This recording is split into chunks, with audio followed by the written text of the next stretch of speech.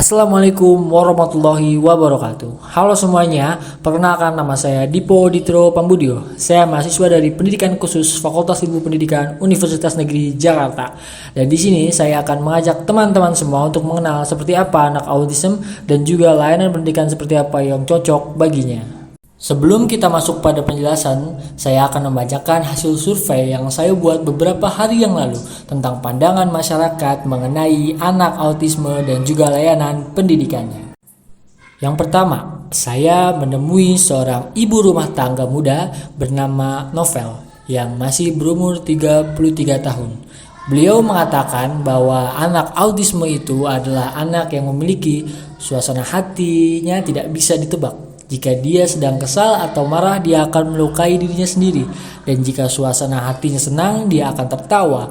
Dan layanan pendidikan yang terbaik menurut Bu Novel ini adalah pendidikan yang cocok untuk anak autisme harus dididik oleh orang tuanya sendiri. Jadi yang dimaksudkan adalah pendidikan seorang anak berawal dari keluarganya sendiri, terutama oleh ibunya itu. Selanjutnya yang kedua, saya temui seorang pedagang yang sudah berumur 54 tahun bernama Suherdi.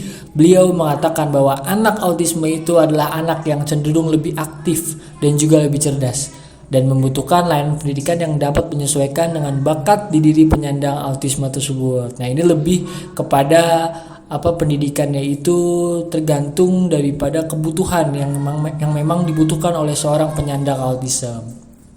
Dan yang ketiga saya temui selanjutnya adalah seorang penjaga ruang publik terpadu ramah anak yang bernama Bapak Yadi.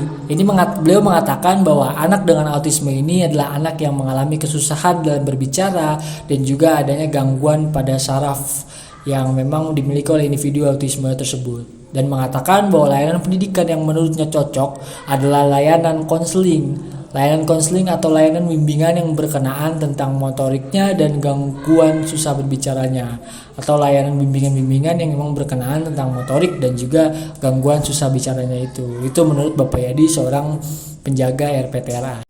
Selanjutnya yang keempat, saya menemui seorang mahasiswa jurusan ilmu politik bernama Ahdan. Ia mengatakan bahwa anak autisme ini adalah anak yang merupakan seorang anak dengan kekurangan kemampuan otak untuk bersosialisasi atau berinteraksi secara normal yang membutuhkan layanan pendidikan seperti SLB.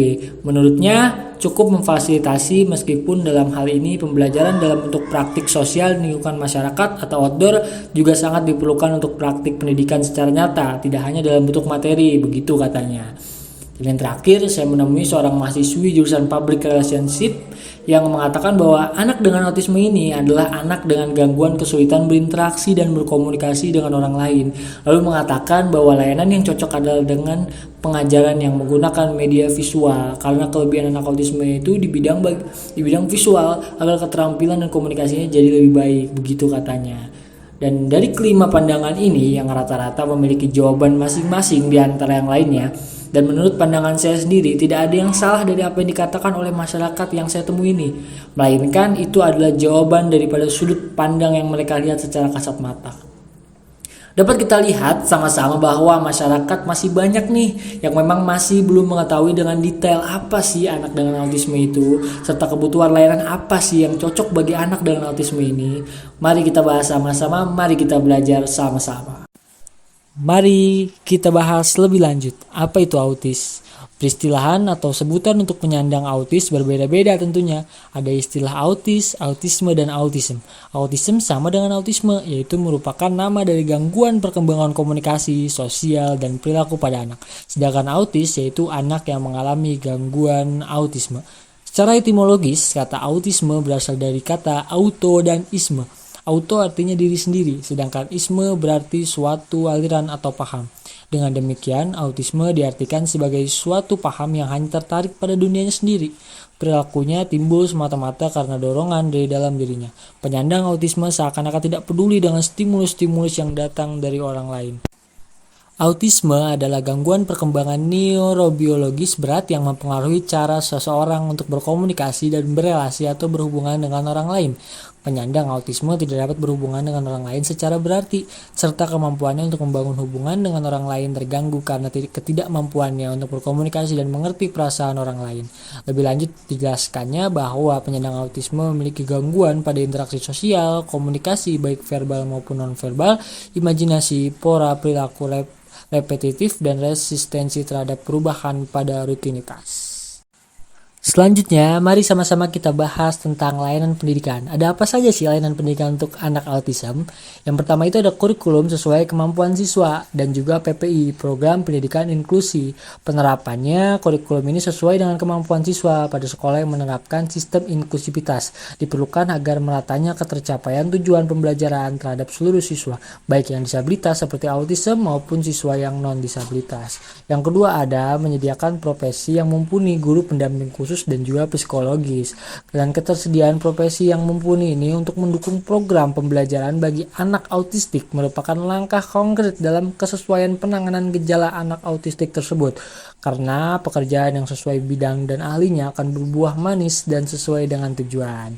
Yang ketiga ada kelas terapi individu. Menurut Nita Apriani tahun 2012, kelas terapi ini pula menjadi alternatif penanganan khusus saat anak autistik memiliki hambatan di dalam kelas seperti hambatan konsentrasi dan hambatan-hambatan lainnya yang menghambat pembelajaran seorang anak autism. Yang keempat ada kelas khusus anak autism. Kelas khusus anak autism ini diperuntukkan bagi anak-anak autistik yang belum mampu mengimbangi pembelajaran bersama anak lainnya karena faktor-faktor tertentu.